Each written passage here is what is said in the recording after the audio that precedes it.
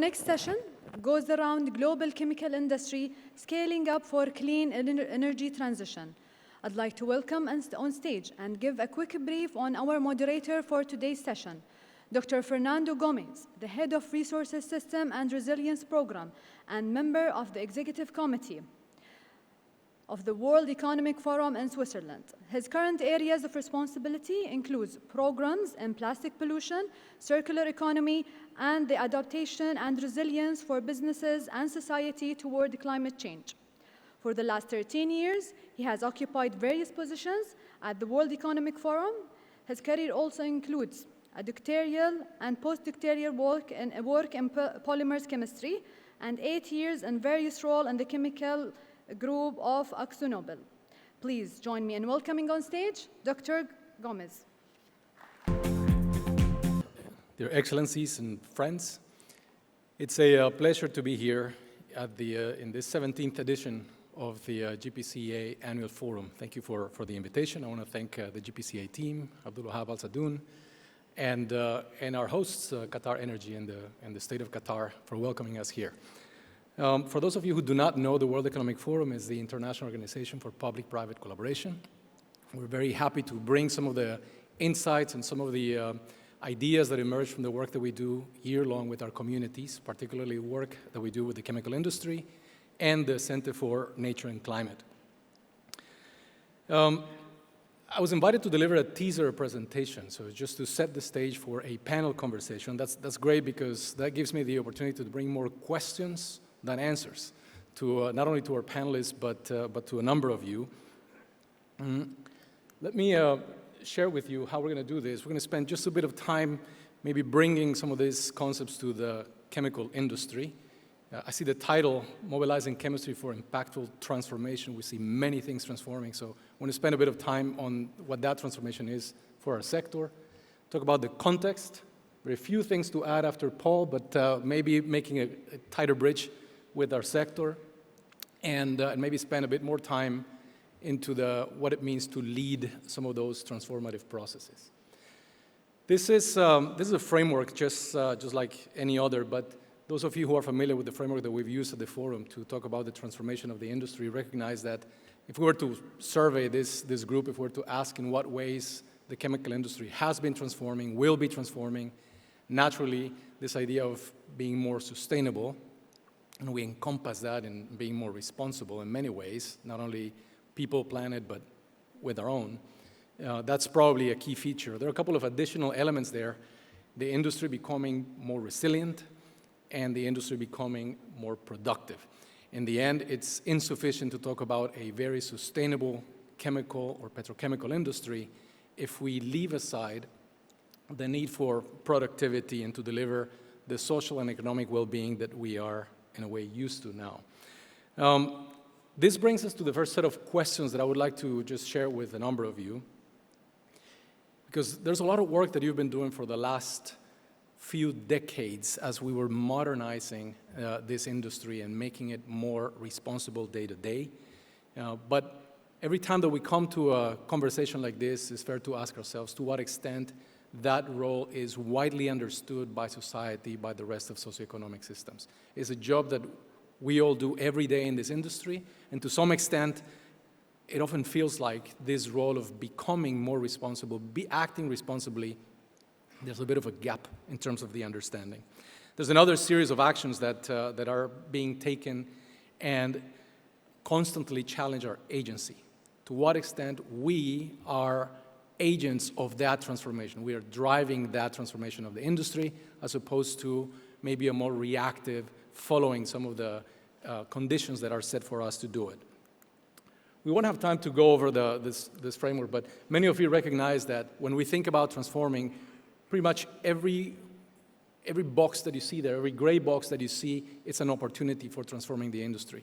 We're looking at innovations on the input side. There's a lot of work in terms of optimizing our processes.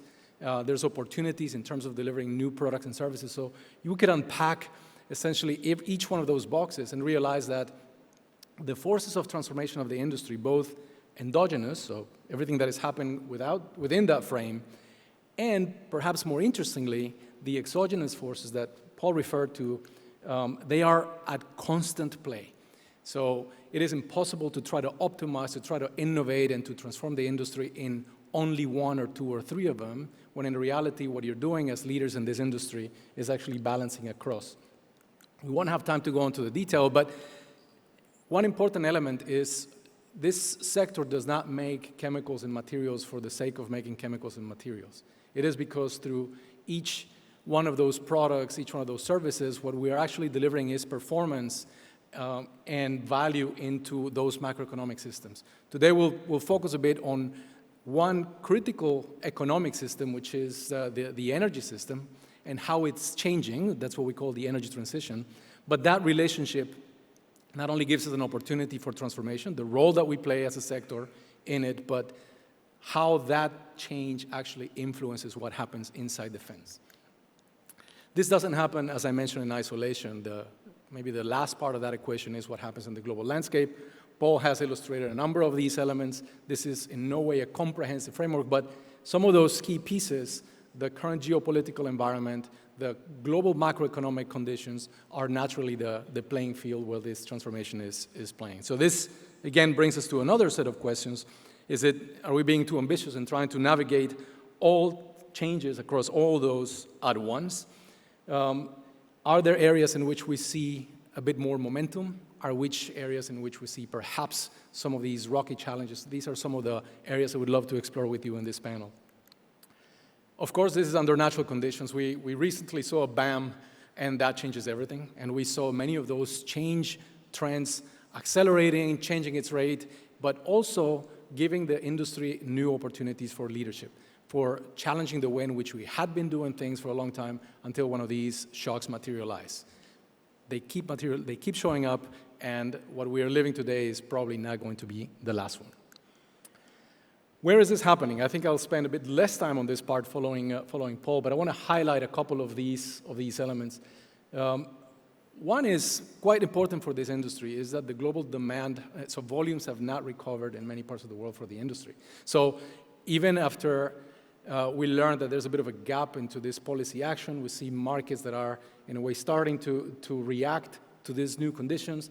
But even if some economies have been growing, we still don't see volumes at that rate. This is something that this sector knows really well. The comment on interest rates, I think they were holding for a long time. Now we've seen this spike, but at the end of 2023, this interplay of those top three are creating quite a challenging role for the condition for the industry. The last one of those is we still see inflation as in a way hard to manage through policy. So I won't spend a lot of time. The last element there, in addition to that trouble trio, then, is the conditions in China. So not only the shifts in what was driving demand, what had been driving demand in China from the property market, from infrastructure, into areas of the economy that their dynamism still does not reflect into a global uptake. On the global landscape, that last part, we do see, I'll actually start here. The geoeconomic fragmentation is a risk that we have seen increasing. And for an industry that has benefited from a very global structure, this creates a new set of risks. In an effort to perhaps attend to the needs of localized economies, to localize production, there's basically that risk coming up in terms of disrupting value chains and altering a global conditions for our performance as a sector. This is resulting, by the way, in, I don't want to imply causality, but we see that risk of geographic inequality increasing because of this. So if at some point those disruptions become too significant, the industry, the chemical industry, will have to face a different set of questions in terms of responding to that geographical inequality. Let's try to bridge this with that one system, which is the energy transition. I like to start actually looking a bit of the framework for the energy transition, because sometimes we forget and tend to think that the transition of energy systems into more sustainable system is a sufficient definition of this transition, and it's not. It's easy to associate the energy transition only with the sustainability dimension of the energy transition.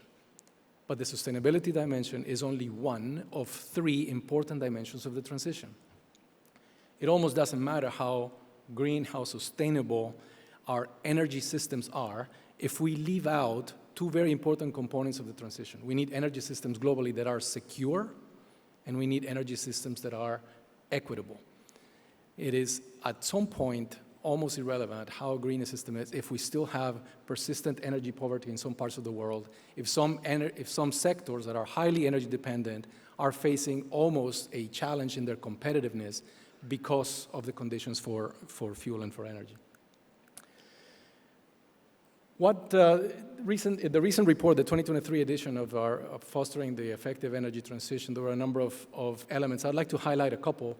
Yes, there's significant progress on that sustainability dimension. So we see significant investment going into renewables, into diversifying mix of energy systems, which actually has an impact on the security of these energy systems. So in some ways, good news. The change from 2021 and 2017 are quite significant. We also see, as Paul mentioned, some of these interventions on the regulatory and the policy side, the IRA that, I'm just going to paraphrase it, it was maybe less about inflation and more about the energy transition, so quite accurately described there. I'll skip through all this just to highlight the last insight there.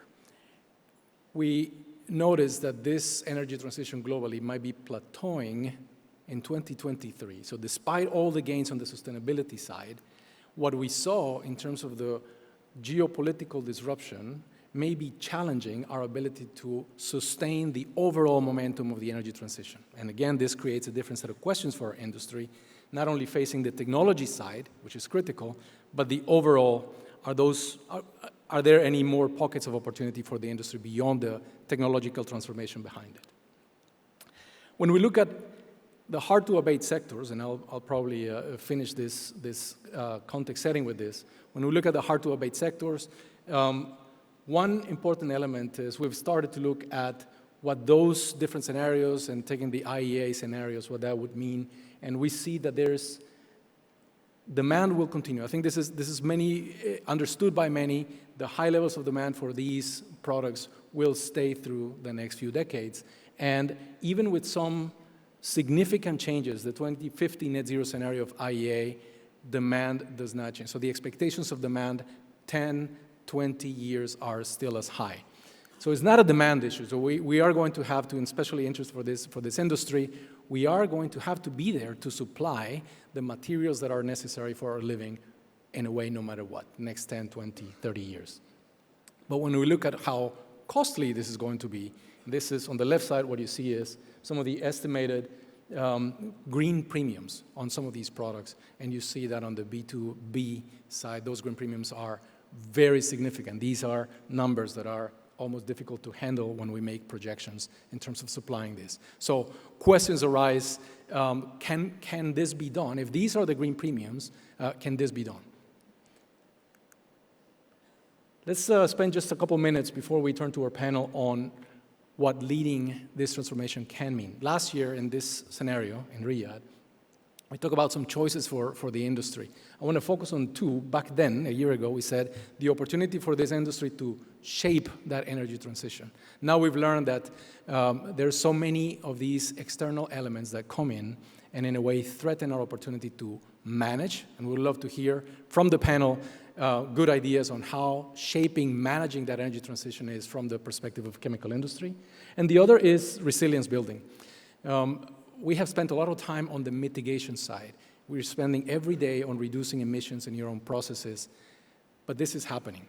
So new opportunities, where are they? How do they look like in the space of building resilience, not only business resilience, but societal resilience to the change that is happening? And I'll have to say it, adaptation. The one element of risk management that has been left out. We won't have time to talk about COP today, but it's good to see that adaptation is making it the way that it's making it into this equation. When we look at 10 years out, some of the most impactful risks are still environmental risks. So managing environmental risks are still going to be in the agenda for the next decade, and that again creates opportunities for different leadership. So I'm going to leave here. This is a number of the areas that are changing in the context. We see the appearance of fast-paced technologies. We see, in a way, the economic systems that have to evolve. So the leadership of that transformation within the industry needs to respond to all that in a context that is increasingly more complicated. So we have a number of opportunities here. Would love to explore with them. So with that, I'm going to invite to the stage 3 industry leaders with whom we would love to explore a number of these areas that I have mentioned.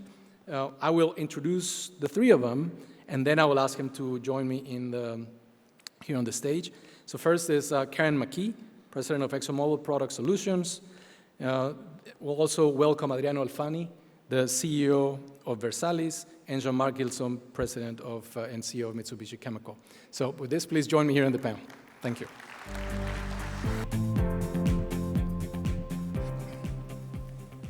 So the way that I would like to invite your contributions is, you've seen a very general description of this session. Why don't we spend just a little bit of time, first with you, Karen, your views on this topic of this session, scaling up for clean energy transition, the perspective from the industry. We'll go to Adriano there, and then to Jean-Marc with the same question, your views, and then hopefully we'll have a very dynamic conversation. We're going to invite questions from the audience. We'll be using Slido. Maybe by the time that we get to the Q&A, you'll see the QR code up there. So let's start with you, Karen, please. Thank you. Well, thank you, Dr. Gómez. It's really a great pleasure to be here in Doha, and even more pleasure in being back here at GPCA with the leaders of our global industry and to see so many familiar faces. As I thought about, firstly, the broader GPCA theme for this year, mobilizing chemistry for impactful transformation, I really view it as simply a good descriptor of our industry, both now and in our future.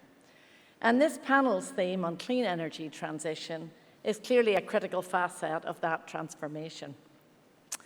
As I think about this panel, I reflect on my time as ICCA president this year. I've certainly traveled a lot around the world to France, Germany, Slovakia, Kenya, and of course now here today. And as I've met with governments, policymakers, industry colleagues, and even environmental groups, it has been encouraging to hear broad acknowledgement that plastics and chemicals underpin modern life. In fact, they have impactfully transformed our lives for the better. Clean water, modern medicine, cell phones, energy-efficient vehicles, I could keep going on. We take these things for granted, but they make our quality of life much better than prior generations. These innovations in the past give me confidence as we look to the future that we can indeed successfully scale up for the energy transition. However, in the future, doing what we have done in the past to serve growing demand is not going to be enough. Going forward, in reality, the world is asking much more of us. We need to deliver differently, delivering new-to-the-world products that enable the energy transition, delivering products and innovations with lower emissions and improved circularity is going to be critical, and meeting an expectation of a higher level of transparency and engagement. For we must earn trust to drive regulations based on sound science that will drive a successful transition. As others have said, not too far away in Dubai, world leaders are discussing and debating the right policies to accelerate the energy transition. We, as an industry, need to be heard in those discussions, because the reality is that our industry is the only industry that can provide the innovative materials for more efficient batteries for energy storage, new materials for electric vehicles, for photovoltaic cells, for bigger wind turbines. We are critical to transforming the world's energy mix. So, still, it is not enough to provide solutions for others' emissions. We also need to be efficient and reduce our own emissions from our operations. Speaking for my own company, at ExxonMobil, we have mapped out a path to net zero for each of our major operated facilities. That includes electrification, where low-emission power is available, and fuel switching to hydrogen. and we're working with our low carbon solutions business on carbon capture and storage for many of our manufacturing sites. I know many of you have similar plans and aggressive ambitions. We all need to lean into that. It's the right thing to do, and it will be good for business as policies take shape around the world. So reducing emissions is clearly at the heart of a successful energy transition. But as plastics are essential to the energy transition and other society goals, circularity comes up in many policy discussions. Engaging with governments and other stakeholders in Nairobi last month, many were surprised that we share society's concern on plastic waste in the environment. Plastics enable modern life and the energy transition, and they shouldn't be carelessly discarded or dismissed. Society needs plastics and the benefits that they unlock, but we also need to play our part in addressing plastic waste in the environment. To make that happen, we need to improve recycling, and our industry has a key part to play in scaling up advanced recycling to enable more types of plastic articles to be recycled. Again, at my own company, we are playing our part. In fact, we've converted millions of pounds of plastic waste into building blocks that make useful products. We take things as diverse as artificial turf, complex packaging and films, apply engineering and chemistry, and the world gets back more high-quality products, including food-grade and medical-grade plastics. For cities and countries, it means millions of pounds of waste that stays out of landfills. Many of your companies have your own initiatives and your own processes for advanced recycling. The world needs all of them. It needs all of us. So we clearly need to focus on emissions and circularity, but the reality is there's even more that we are being asked to do. As I've engaged with stakeholders this year, whether on chemical management or plastics, I have come to realize that we also need to earn trust through engagement. By improving our energy efficiency and reducing our emissions from our own operations, we earn trust. By demonstrating advanced recycling at scale and a willingness to share details of additives used in plastic, we earn trust. And if we can use peer-reviewed science to build trust, that trust gives us a seat at the table for tough discussions on new regulations and how to effectively drive progress. So how do we bring all of that together to drive progress at scale? For me, as a leader of one of the largest fuels and chemical manufacturing companies in the world, this really is an and equation. We need to innovate to meet the evolving needs of society, to provide the products that underpin modern life, and improve circularity, and reduce our own emissions and enable our customers to reduce their emissions. We need to do the right things and demonstrate a sincere commitment to be part of the solution. Many of the companies represented here at GPCA have the same objective: making the world more sustainable, more efficient, and more prosperous. Our industry is truly key to thoughtfully transforming the global economy. And honestly, I'm honored to be part of a company and an industry that does this work. And I look forward to our discussion today and the views of the other panelists. Thank you very much. Thank you, Karen. Lots to pick from there. Let me go straight to Adriano, please. Your views on this role of the industry and this theme of mobilizing chemistry for impactful transformation.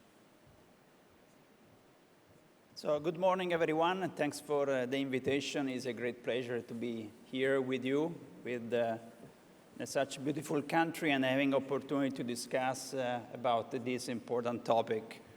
I would like to bring a perspective from a European producer, because as you know, Versalis is the chemical company of E&I, and our footprint is strongly based in Europe. Today, the title is Transformation, and the European industry is really facing a big transformation. But as we have been discussing and hearing before, is also doing in a very particular time, because Paul another colleague have described what's happening in Europe about energy crisis over the last few years, geopolitical situation, inflation rate, demand that did not grow like in other regions from a GDP point of view. I mean, looking to the data of CEFIC, the first 6 months of 2023 report a big reduction in terms of production of European by more or less 2-digit numbers, so something like 10, 11%. And on the other side of the medal, this is happening also in the time that European legislation set a very strong path towards sustainability with ambition target of climate neutrality. And this commitment of all European industry is really driving a reshape of all the framework of legislation in Europe that, of course, is impacting in a positive way, because every time that we want to transform, we have to look from a positive side rather than from a negative side. But it's really reshaping and impacting the entire industry. And this is, of course, a challenge in a time that the scenario does not look so promising. I don't want to be negative, but we just listened before of what's happening, again, in Europe. But on the other side, is a big opportunity for all of us, because today and tomorrow, in the next few days, we talk about how we can mobilize a chemistry for an impactful transformation. Every time that we talk about an impactful transformation, we talk about changing the model in much more sustainable and circular model. So this is great stuff. And the chemical industry can play really a big role in this, because chemical industry is a provider of technologies, because it's not only one, of products, solutions, service. So it's what we call a catalyst, because every time that we talk about energy transition, as we have been discussing today, energy transition is a technological transition. And chemical industry can play a very critical role in this in order to provide technologies, and as I said before, product solution in order to achieve this energy transition. We strongly believe from a chemical producer, from a chemical company point of view, on a complementarity approach. So we cannot address a transformation in just addressing one piece. We need to address across the entire value chain. So what do we mean with that? And this is also part of our strategy. We mean to start from raw material. So look on alternative, for example, feedstock, raw material by feedstock, looking on alternative technologies, but not leave the existing technologies, because we cannot forget what we have done until today. We need to continue to improve what we have done, as you said, until today, and take an opportunity, of course, to develop new technologies at the same time. We need to work on circularity. We have heard about plastic. Of course, I mean, all the polymers have to be recycled. And we need to look from a complementary approach point of view. But also we need to work on efficiency, because we need to consume less, and we need to introduce other energy, form of energy, so renewable energy and so on. So this is what we mean with the complementarity approach from a chemical point of view. As a company of Eni, you know that, as I said before, Versalis is the chemical company of Eni. We strongly believe it's also important to set midpoint of target in the journey to the 2015. So we just recently announced some decarbonization target for 2025 as Scope 1 and Scope 2, and also a few additional targets for 2035. And how we are going to achieve this target? Let me bring a few examples, very few examples. As I said, on alternative feedstock or biofeedstock, we have developed over the last 10 years, and we are still in the process to develop new technology based on renewable raw material, from vegetable oil to solid biomass. We thought that we had a very good grounded proprietary technologies. In some cases, we did not have enough, so we decided to acquire the technology, like a recent acquisition of Novamont, a big company in the biodegradable and biocompostable plastic, to complement our portfolio, as I said before. We have been working on circularity of plastic, developing mechanical and chemical recycling, because we think that industry needs both. Because we need to accomplish and deliver all the different type of quality that the customer needs. And in some case, mechanical recycling is okay. In some other case, chemical recycling is okay. We strongly believe that we need to reduce CO2 emission from our existing technology. We need to work on new technologies to have less CO2 emission, and when it's not possible, we need to complement also with storage. And this is the reason why we develop, and we are in the process to develop, the first CCS hub district in Italy with many other companies. So let me close with really a key summary how we see sustainability. Sustainability is innovation. And all of us need to work on this innovation. Like I said, in the WPC, I got a question, who is going to pay for the sustainability? I think it's a wrong question. Who is going to contribute for the sustainability? And the answer is very simple, it's all of us.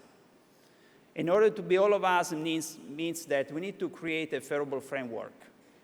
A framework based, as I said before, on a complementary approach and with a strong collaboration. Strong collaboration across the value chain, with institutions, with partners, with only one goal, that all of us has to be in agreement with. So thank you very much, and back to you. Thank you. Jean-Marc, I have to give you the opportunity to say initially your views on this general theme, so you're up.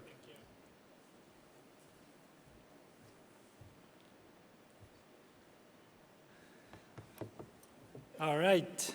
So good morning, Your Excellencies, distinguished guests, ladies and gentlemen. I mean, really a pleasure to have a chance to talk to you today. And I'm going to try also to introduce a little bit of a framework after, and especially as far as how we deploy that framework in our company, the Mitsubishi Chemical Group.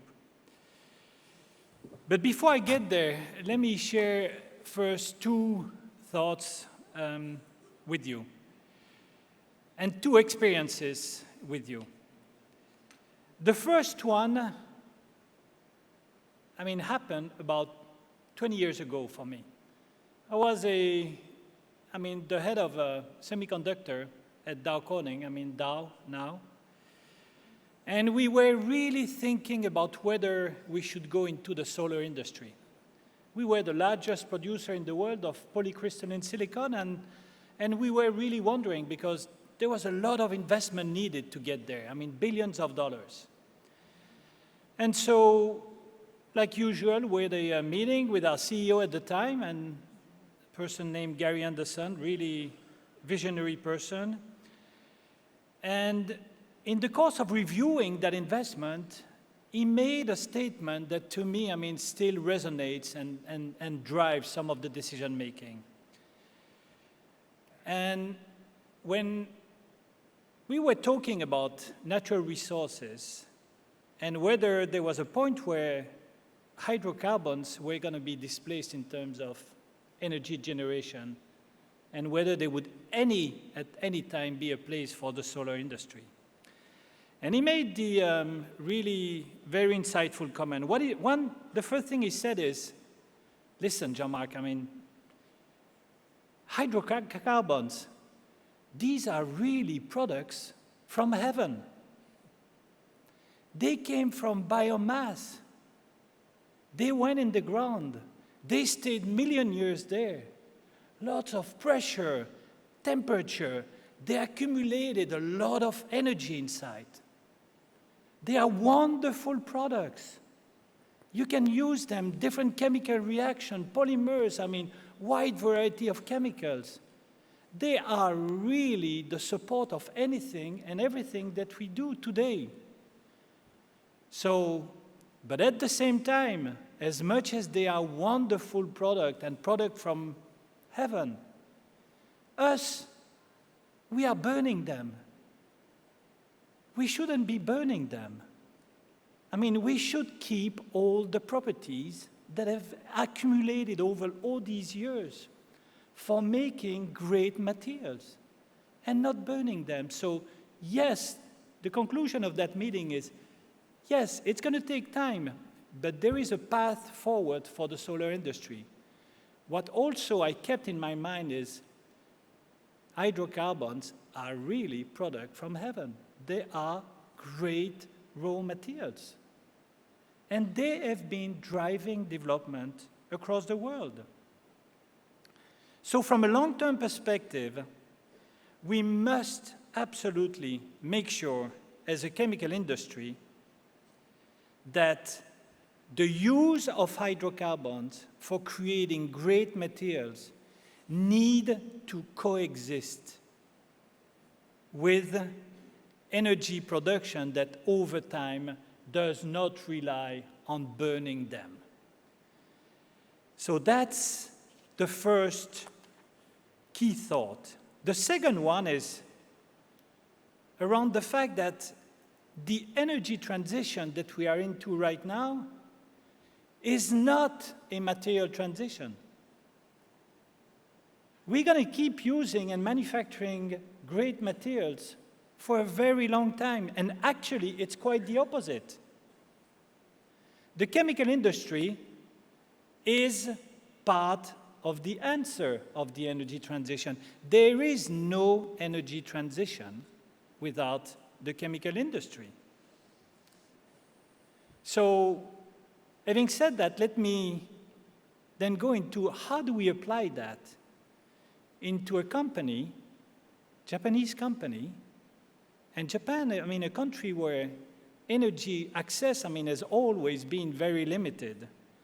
So how do we apply this concept into a company? I mean, that's large size, about $30 billion, many employees all around the world, about 70,000 employees all around the world. But how do we drive transition for a company as diverse? As you can see, I mean, on the screen, I mean, we have a large business that makes specialty materials. We have the fourth largest gas business in the world. We also have a pharma business. We also are a very large producer of MMA with a very large plant in Saudi Arabia and JV with SABIC.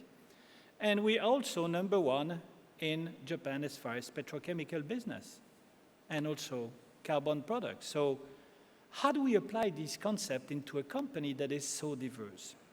So let me introduce you the way we are looking into it and how everywhere across the company we are driving sustainability. So the way we basically looking at this is, on the left-hand side, this is our specialty material portfolio. On the right-hand side is basically more of a commodity portfolio. And the way you approach sustainability for us is different on the two sides.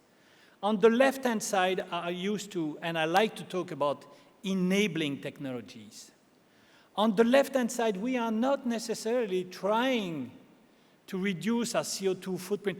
The key there is we need to produce materials that will enable the transition. Now, some of them are not directly, in our case, related to petrochemicals. Some are, or petrochemical derivatives. So if you look at the left-hand side, and the specialty materials, we are, as a company, spending a lot of money in introducing new products that go into the electronic industry, into semiconductor industry, that will go and drive the next generation, 2 nanometer, 3 nanometer for chips, reducing the energy usage of semiconductors.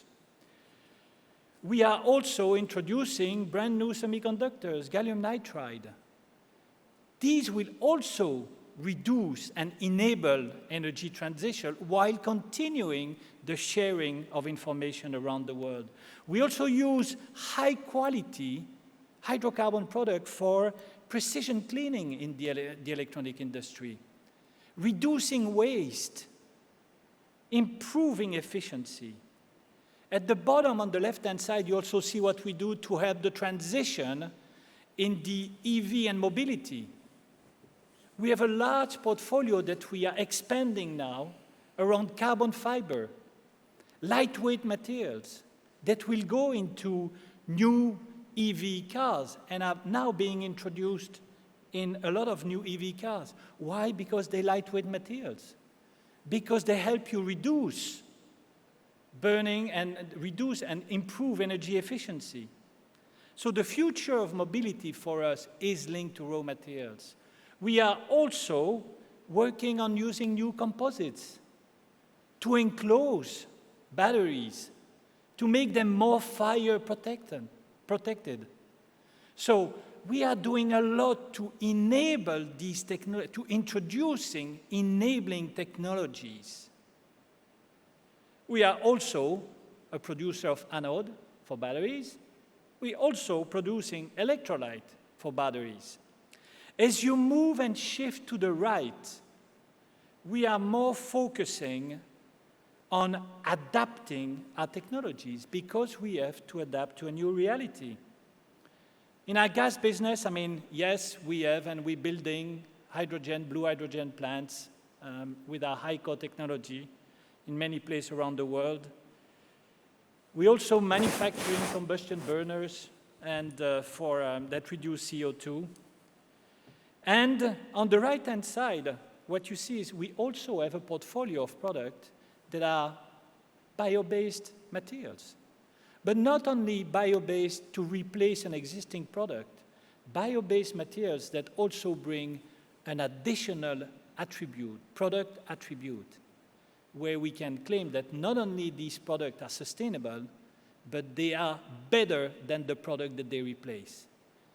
For me, again, and I'm sure we're going to have time to talk about it, it's sustainability. Replacing an existing product with a sustainable product is hard to sell. Selling it with an advantage is a lot easier. And then for sure, as a company, we are working on reducing our CO2 footprint, improving circularity into our petrochemical business, and we also have been investing heavily into artificial photosynthesis that actually allows us to go directly from the sun to making hydrogen and oxygen from water. So it's a little bit different, our approach, because we are forced. We are not only a petrochemical company, but we think that innovation in the chemical industry is the answer to drive sustainability across the board. And from specialty materials to commodity, we need to focus, but the focus is a little bit different from enabling the transition to adapting to the transition. So thank you very much for your attention. Thank you, Jean-Marc. I'll wait until you regain your seat because I would like to start this panel discussion actually exactly where you left it, on this enabling and adapting. So if I may start with you. When we think of these changes and let's say those two things to do, enabling and adapting, after the number of conversations that are happening, especially in carbon management, sounds like enabling is exciting, there's a lot of innovation, there are good challenges to build the future, and in a way, a positive opportunity for this industry to respond. Adapting to the realities of the energy transition and some of its constraints sounds even harder. What good lessons are you drawing from this interplay of enabling and adapting as both elements of the identity of the group today that you would like to share with this audience? I'll do it briefly. I'll do it briefly because I think I've been talking too much already, but they both absolutely necessary. And I think it depends on the structure of the company. For us, I mean, we have to, if we want to create value in the long term and contribute to society and contribute to sustainability, our portfolio and the strength we have in the company is probably more on the enabling side. But we cannot just look at our specialty materials and say, look, because it's smaller volume, because, I mean, we don't pollute a lot, there is nothing to do. Quite the contrary. I think we are really part of the solution. And for us as a company, this is where we are redirecting a lot of our efforts. But at the same time, we cannot forget that in Japan, we generate 1% of the CO2. So we are the largest emitter of CO2 in Japan. So we also have a responsibility to reduce our CO2, improve circularity, and we're doing both. And that's why, and that's the name of the game for us is, it's not a one-type solution. We gotta bring the two sides of the market we're in. Super. I think many of us as chemists get excited about the enabling part. Let's start making our way back to remember this framework. So we've talked about a bit of products, and I'm going to start going in that direction. So Adriano, we've talked a bit of products and outputs. Let's talk about processes. And I know both Karen and you mentioned efforts in circularity. What should we get excited about the processes, the process changes that you are driving, not only production processes, but the way in which you introduce performance, process technology from your products, your efforts in circular economy, your efforts in bio-utilization. What are those areas that you think are driving that transformation from your perspective, and that you would pick and say, this is actually both enabling and adapting? I think all of what I said before about can practically enabling and adapting practically to the transformation, but we also need to be extremely careful on how we are doing that, okay? Because quite often we talking about sustainability without talking also about, as I said before, the economic sustainability. Because every time that we work on new technologies, there is a factor. There's a factor of the cost of the technology, the time to put in place new technologies because are new. So our new technology, so there is some time in order to develop and to implement. And of course, there is also a risk that every time new technologies bring. What is important for us, as I mentioned before, and as also our colleagues, mentioned, is about the fact, like also you said, to work on multiple solutions. Because we are not in the position to bet on one technology and be sure that this technology will provide all the different products, all the different quality, all the different future needs, and not only existing needs, because we need also to address the future needs, because also different sectors are changing, like you mentioned before, automotive and a few other sectors, right, in your slide are changing. So it's important that we really work on a multiple approach, and we don't have a sort of ideological approach. One technology works, another one doesn't work. Okay, so, and this is the reason why in the processes that you are asking for, like for example, for circularity, we are spending a lot of money to develop a chemical complex for mechanical recycling, like the one that we announced in Porto Marghera, that is the first advanced recycling plant in Italy, but also about the chemical recycling. But also what is extremely important, the last point, is that all these new technologies that on processes that we are all excited about, and all the industry producer and consumer working on are also recognized from a value point of view. Because quite often we talk about developing new technology, I said, okay, but this does not enable, according to someone, on carbon neutrality or carbon reduction. You know, for example, there are a lot of discussion in these days about the chemical recycling processes in Europe that is either considered like an improvement from a CO2 emission or not, or like mass balance. And again, I don't want to annoy all of you about this topic today, because we're already discussing for many years.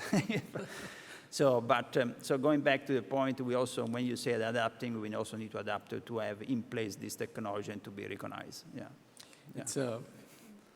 It's obviously a discussion that gets started. I think Karen, if I turn to you, your own examples on moving advanced recycling technologies, you're already out there, you're already doing it. What does it take then to make it grow? Some of these technologies are actually now available. What does it take? Well, the first thing I would say is just to amplify the fact that this is complementary to existing recycling. So the art of advanced recycling is not to sort of cannibalize existing mechanical recycling. It's really actually to make existing recycling more cost effective. Because if you think about it, you have a stream that can go to mechanical recycling, and then you have a lot of leftover plastic articles that cannot go through that path. And you create value for those by having advanced recycling. So this is economically viable. That's the first thing that I would say, in that you are taking material that would otherwise go to landfill, you're creating value for it, and our customers are willing to pay a premium for polymers that have certified circular certificates going along with them. So it doesn't need subsidies. I will say it is technologically challenging, and we have our own process. I don't want to advocate for my process. I want to say we need all the processes in order to get maximum scale for advanced recycling. But you really do need to be able to take a broad array of plastic articles, and as I mentioned in my remarks, we take this tremendous diversity of materials that couldn't be mechanically recycled and bring them to scale.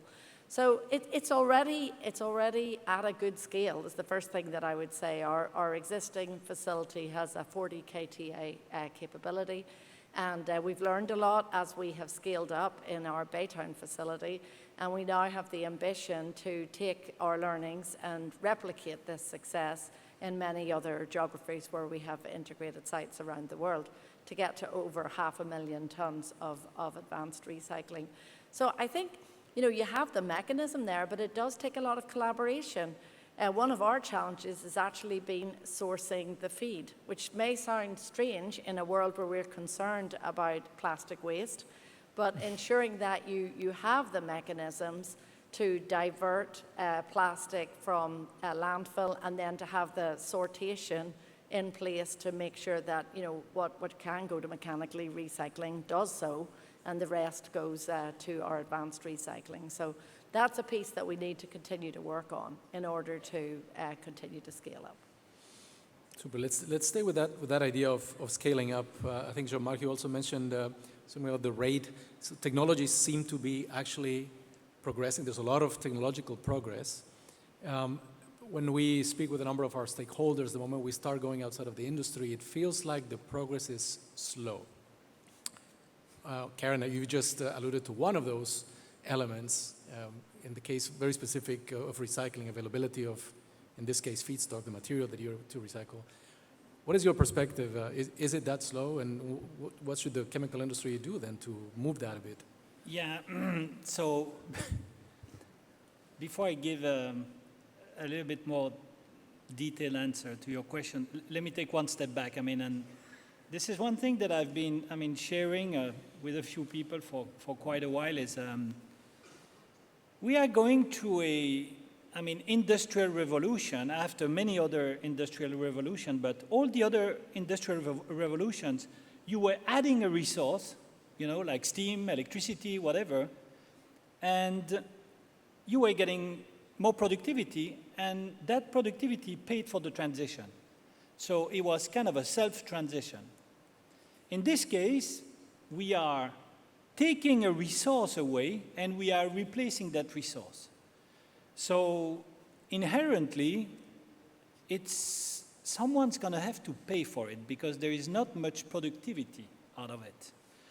I use the example sometime with our board of directors because they want to go faster, but, we have perfectly good coal-burning, boilers, but we're replacing them because, frankly, we have too much CO2 emission.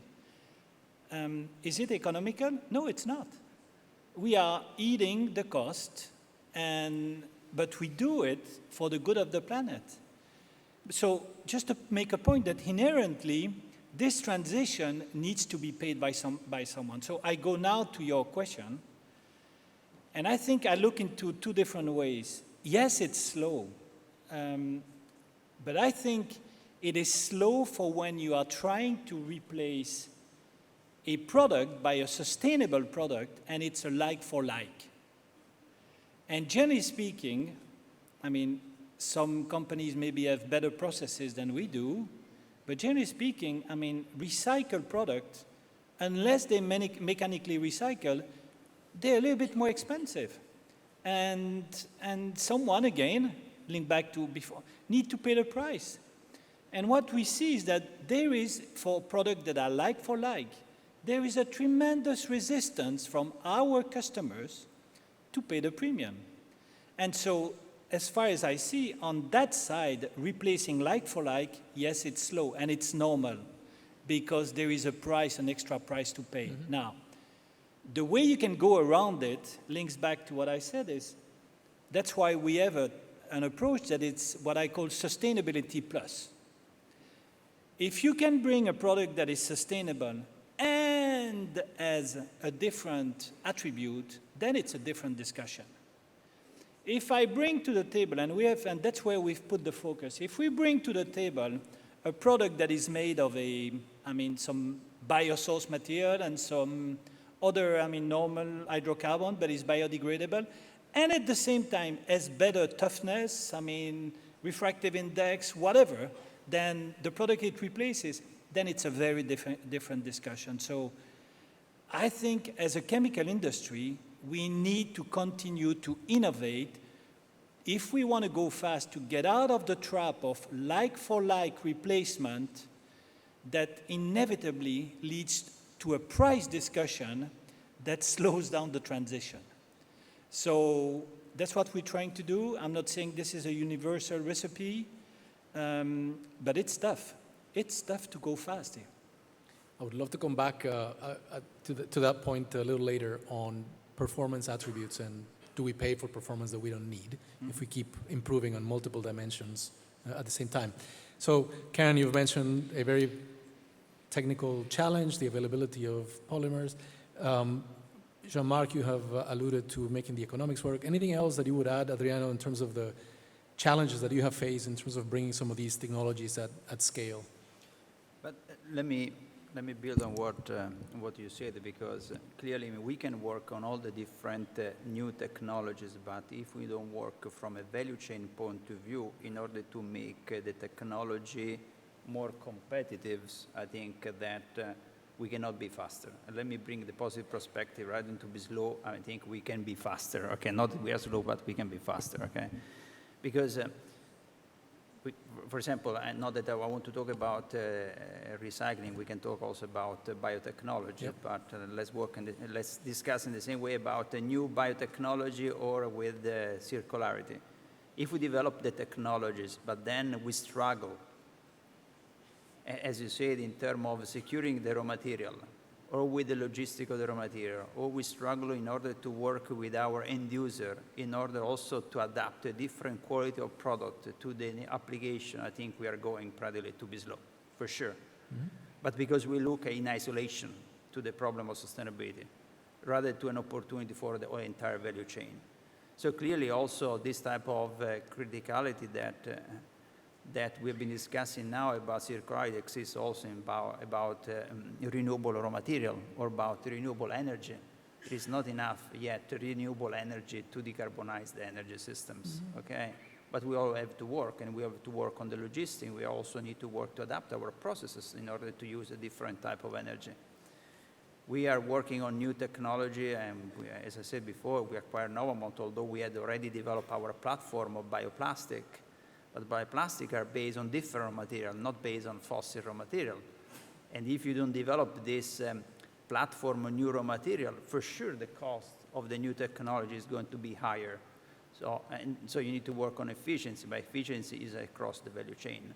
So this is really the positive framework of collaboration that I think all of us have been saying for the last 1 hour that we needed to create. Because if we think that sustainability is a producer problem rather than a consumer or a retailer or a converter or a raw material or a logistic, I think that we are going to be slow. Right. If we think that sustainability is a value chain target, I think we are going to have success. Very clear. If I may, yeah. I think most transformations start slow. And we learn as we go, and they pick up speed and momentum and scale. So I think it's very important that we continue to learn what is the impediment to speed at the early stage of a transformation and overcome those hurdles And I believe that success begets success, and we will be much more successful with time of scaling up more rapidly. And I think you see that with most innovations that we take for granted today. Especially when we're trying to move entire systems as large and as complex as the one in which your products deliver performance. So that's quite clear. So we've talked about a number of these enablers. The technology pays, in a way, the economic case of this. There's one element that we haven't mentioned yet, and I would love to explore it with you, Karen, which is the role of policy and regulation. In your role, ICCA, ACC, you are often bringing the industry to lead in those conversations, to educate those conversations, to advocate for not only for this sector sustainability, but to illustrate the role that this sector plays. How do you see that part of the landscape responding to what you're doing in terms of technology and in terms of creating these business models that are necessary to transform systems? It's a great question. I mean, the first thing I would say is we welcome well-considered, well-thought-out regulation. You know, we are in a space where we manage a lot of risk, and it is logical that there is regulation associated with our industry, and we welcome that. I think the art here is in that well-considered. So what does that mean? It means that, firstly, we shouldn't be trying to pick winners and losers. We should always be technology agnostic when it comes to regulation, because really what you want is multiple solutions to emerge and get scaled and be brought to bear. So I think that's critical, and I think it's sometimes a stumbling block for regulators. The next is that regulations should always be based on sound science. And honestly, I am concerned about the emergence of junk science and the lack of peer-reviewed science that is permeating some regulation. So I think that matters. And then the third dimension that I would say is really making sure that we're managing risk and not hazard. What do I mean by that? We all we are all in a hazardous world. You know, getting into your car or vehicle that you got here this morning, you're presented with hazard, but you don't think of it about hazard, because those hazards are well managed with, you know, traffic lights, seat belts, airbags, et cetera, et cetera. And I think there's been a tendency in our industry to try and regulate on hazard instead of on risk. And I think the reason I'm concerned about that is, firstly, you can have unintended consequences by working on one hazard. You pivot the industry to something that actually has more risk, more unmitigated risk. And secondly, you know, that it's much more cost effective for us to move society forward if we really do this on a risk-based approach. So I think that's key. In terms of industry and our role, though, I think we need to not shy away from engaging. Sometimes I think we try and not perhaps stick our head above the parapet when it comes to regulators to attract attention to ourselves. But we have to engage, and we have to demonstrate that we have a sincere commitment to get better and to be part of the solution to the various transitions that we have underway.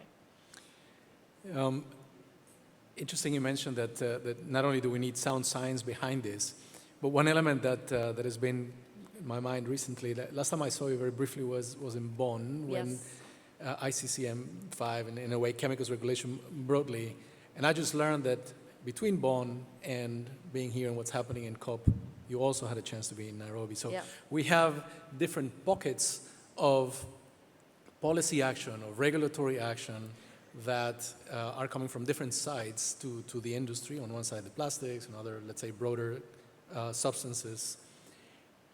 How do you see these three? Are they in concert? Are there risks of maybe advancing them in different channels?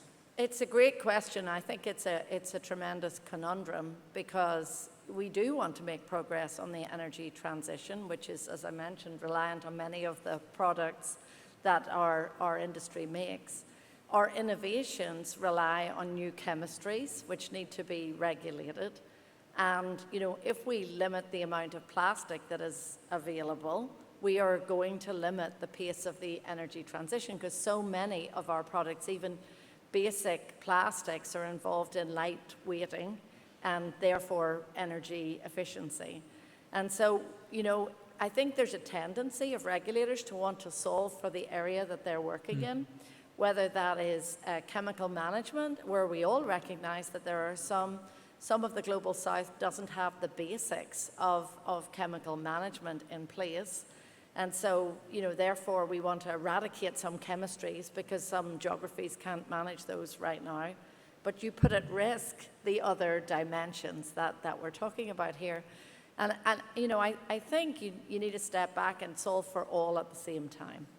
And, you know, we as an industry are very committed to capacity building and enabling the geographies that don't have chemical management to have the basics in place consistent with their local needs. We have to be super careful of sitting in our world trying to opine on what is the solution set for geographies that have a different set of challenges and opportunities to solve for those challenges. So I think it's really global frameworks with more of a local application and choice making is probably the art in all of this. And I think ICCM5 and that framework's a good example of a global voluntary framework where we're trying to do capacity building to drive the whole world forward. Super. Anything that you would like to add? Can I Yeah, of course. on something? Make sure you bring a microphone. Yeah, thank you. So I totally agree with what Karen said. I think that we needed to be extremely careful to not make an energy transition that has an impact in prices and availability, because otherwise what we're talking about sustainable is not going to be a sustainable growth. We are going to impact really the growth in terms of industry. And in your slide or Paul's slide, I don't remember if you present, there was one sentence said alignment between policymaker and industry. I think that this is exactly the point, going back to your question, on which we should work, because quite often, but I'm not saying in a negative way, but few times, okay, so to be positive, okay, we are seen like the problem maker. We should shift really in solutions provider. And this can be done with a strong alignment between policymaker and the producer, yeah. This role is very much understood by this room, I think, but the moment that you start going outside of this is difficult. You've mentioned, Karen, trust, and I think that's an important element. Maybe I would like to hear from Jean-Marc. Is the industry well placed to actually claim that trust? And do you think that the perception of what this industry does is at that prime point to be linked to the enabling role that we have in this transition? Now, I think the industry, the chemical industry, if you look at its, history and what has been accomplished, energy efficiency has been improving like tremendously over the last 30 years. The industry has a long, long track record to be, I would say, at the vanguard of being very cautious about how we treat energy and how, in everything we do, we always try to optimize. And I think, the energy input to produce a kilogram of plastic now is a lot lower than it was before. I don't think there is any other industry than the chemical industry that has made as much progress. I think our problem is a problem of perception.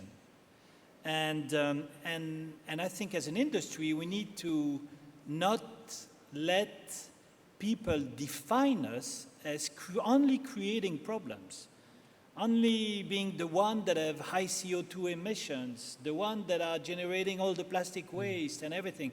We need to change the discussion around that. And we need to really change the discussion about we are the enabler of the transition. There is no transition without the plastic industry. And I think, it's always difficult to ask people to say, please trust us. But I think we have a long track record to support that we are a very responsible industry. And yes, we're going to be dealing with CO2. And yes, we're going to be dealing with waste. And yes, we're going to be dealing with circularity. But we are definitely one of the drivers. And I think we are one of the best industry in terms of an industry that can enable and drive the transition. That message has been a difficult message to deliver. Or let's say we've delivered that message, but it's been a difficult message to be incorporated by other stakeholders. Any examples from any of you, before we turn to the questions from the audience, but any good examples in which you say this is the kind of action that should actually help us cement that trust that we are actually progressing in the right direction? I might give an example from, INC2 in Paris, where one of the things that we heard from a lot of participants, both governments and NGOs, was a concern about additives in plastics. And we're like, well, we're not concerned. But then we realized, well, we're not concerned because we actually know what they are. And we know that, they're managed under chemical management and that the hazards of these are very well assessed. And so, we came forward as an industry, actually in Nairobi, and demonstrated a prototype of a database for all the additives in commerce in plastics. And for me, I learned something, that people distrust in the absence of information. And we actually have nothing to hide as an industry. And therefore, by being more transparent and sharing the information on additives, we took a lot of the unease about our industry away. So I think we have to engage, and we have to be willing to be more transparent than we were in the past. Any other examples from either Jean-Marc or Adriano? Good examples say this should actually help us gain some trust. Another great example, like Karen said, that being very transparent, we are engaging with legislation, with institution, was a couple of weeks ago, because in Europe there is the new packaging directive that, according to the first proposal, was going to be significantly impacting on all the different industry, but also about the development of new technologies, like technology for circularity or like reuse material and so on. And for the first time, I think Europe has done an amazing job from an industry point of view to show a strong, united approach across also different industries, like plastic versus paper versus other type of technologies using the packaging, explaining what we are doing, how all the new development were going to contribute. And with a few amendments, we have been able practically, still not been voted, but of course a lot of our requests have been considered because we show a united approach and also a very strong credibility. So this is the dialogue that I was referring to before. Yeah. Yep. Anything else from you, Jimmy? No, I think we need to look a little bit into what are the most damaging things that people are saying about the chemical industry, and let's deal with them. Some of the two most damaging things that I see and hear is when I talk to my friend, my family, people who have no idea about the chemical industry, it's, yes, but you pollute everywhere. You have plastics everywhere in the ocean. It's true. And so in some countries there is great collection, in others there isn't. And I think we should spend a little bit more money in helping collection, for example. So there are a few areas where I really think, and single-use plastic too. People don't like that. And I think these are problems that can be solved. Mm-hmm. And I think us spending a little bit more money to deal with these problems would go a long way to improve trust. So we cannot let that just to local communities, government, whatever. We're part of the problem. We need to be part of the answer too. Yeah, so sharing a little bit of that responsibility and sharing through capabilities as well. I think, Karen, you mentioned briefly technical assistance to some of the countries that perhaps are at the right level of regulation in chemicals management. I think that's another example of the industry taking this quite seriously to demonstrate that we can and explore those capabilities. Yeah. Let me turn to some of the questions that are coming through Slido, which is a challenge reading from here. But I see one in related to financial institutes, banks. What do you think, if I interpret this question correctly, it says, how would banks and financial institutes support green transition with such challenging return on investments? We haven't talked about the profitability and some of the challenges on return on investment that is needed, but what would you expect, what would you like to see on the side of the financial institutions and maybe even some of the governmental areas that could help maybe move the economics of some of these projects as well, for any of you? Well, from my perspective, I think sometimes you need a bit of catalytic capital to get something going, but I would be concerned about a solution set that relies on subsidies. When we think of the enormity of the global economy and the enormity of the energy transition, we really need to focus on making the solution set one that is self-sustaining. But I do recognize that governments have a role, and banks in some cases have a role of producing what I describe as catalytic capital to help scale and increase the cost effectiveness of a solution set. But I think from my perspective, that's where it needs to stop. Any other comments? I can add another complexity to the question that are the shareholder, right? Looking to the quarterly dividend rather than really looking on a long-term strategy and sustainability, profitability, right? But okay, besides jokes, I mean, clearly, I mean, it's important that we look also on this type of investment in different perspective, right? Because right now there is no form of incentive. I'm talking, for example, for Europe, right? Either you invest on a sustainability project or if you don't invest on a sustainability project. And I think that working with bank, with the financial, but also with institution, because it's not a financial or economic problem of the sustainability. So practically, we go back to the value chain, and value chain include also institution. We need to find some form of supporting, right, this type of investment. That could be like the tax, that could be with VAT, that could be like incentivize use of some material, that could be, I mean, incentivize the use of renewable energy, for example. I'm just talking like many different options. So I think really when we talk about multiple technology, I think we need also to look on multiple solutions, how to make the sustainability more economically sustainable from an investment point of view. Yeah. Anyone else you would like to add, Jean-Marc? I mean, I can always add something, you know. I can always talk. So anyway, what I would add is money is not the problem. There is enough money in the system. The problem is profitability of some of these projects.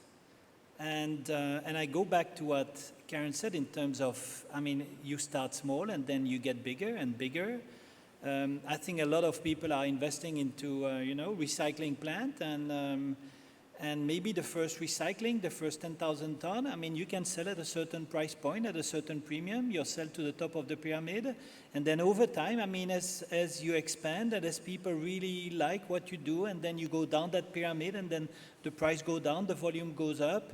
That's how I think it's going to take some time. But thinking that we can invest into mega projects that have really doubtful economics right now because there is doubtful demand at certain price points, I think that's dangerous. At the end of the day, we have shareholders, we have employees to pay. I mean, that's our responsibility to society too. So we got to balance that.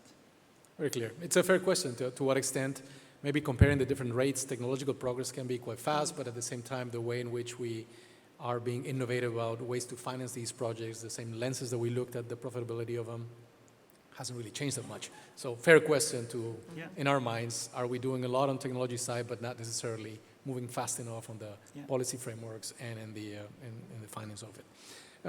Let me pick another question. Thank you for putting this on the big screen. And since I'm moderating this, I get to pick one. Actually, staying on this policy, let me go to the second one there on your thoughts on the Global Plastics Treaty negotiations. So you've been very active, we're going through 3 rounds, and ideally 2024 is going to be historical in many ways.